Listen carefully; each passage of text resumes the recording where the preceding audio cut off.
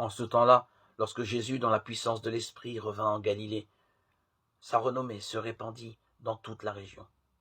Il enseignait dans les synagogues et tout le monde faisait son éloge. Il vint à Nazareth où il avait été élevé. Selon son habitude, il entra dans la synagogue le jour du Shabbat et il se leva pour faire la lecture.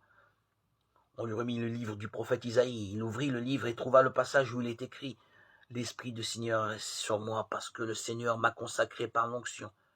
Il m'a envoyé porter la bonne nouvelle aux pauvres, annoncer aux captifs leur libération et aux aveugles qu'ils retrouveront la vue, remettre en liberté les opprimés, annoncer une année favorable accordée par le Seigneur. » Jésus referma le livre, le rendit en servant et s'assit. Tous dans la synagogue avaient les yeux fixés sur lui. Alors il se mit à leur dire « Aujourd'hui s'accomplit ce passage de l'Écriture que vous venez d'entendre. » Tous lui rendaient témoignage et s'étonnaient des paroles de grâce qui sortaient de sa bouche.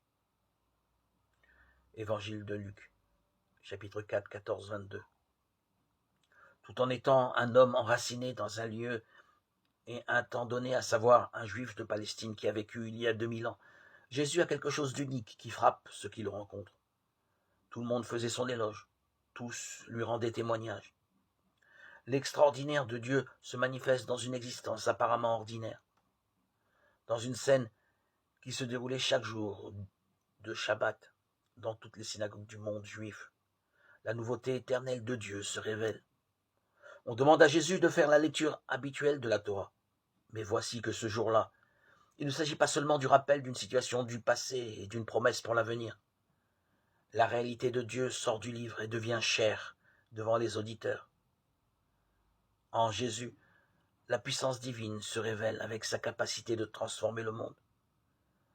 Puissions-nous découvrir dans l'ordinaire de nos existences la présence de l'Esprit qui donne vie à nos ossements desséchés. Ainsi, chaque année pourra devenir une année favorable accordée par le Seigneur. Louange à toi, Seigneur Jésus.